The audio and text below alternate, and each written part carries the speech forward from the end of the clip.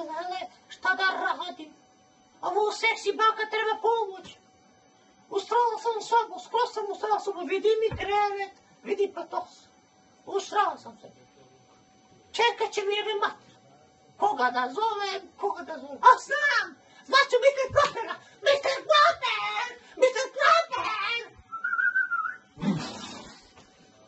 Ćao, bakice! Koji je vaš problem? Čekat će mi jebe mater. Zašto čeka tvoja?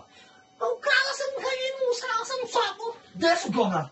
U WC, ovdje ne mogu ti jebem. Ha! I za to nema rešenje, bakice. Kažite samo da li ne maknemo govnenu da ostane na krevetu. Međutim, ne meni problem. Čekat će mi jebe mater. Zašto čekajte vaša čerka ona? Kažite mi, hoćemo da maknemo govnenu da ih slikam. Ajde, maknemo govna. Ti makni mamu ti jebem. Maknemo govna, bakice? Da. Povedite se da nas se pobegli, molim vas.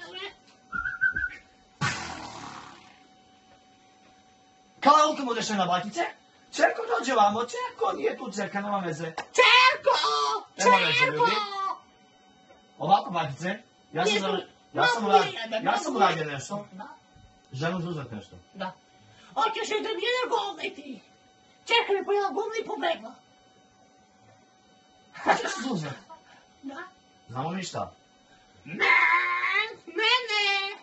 Ne dam se. Ja sam još uvijek nevina. Bakice? Ne. Baš pretjerano Čerka, kako to?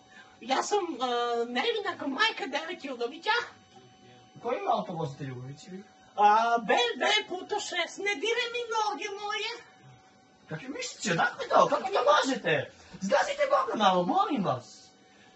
Gazite govna, nema problema, jedino govna.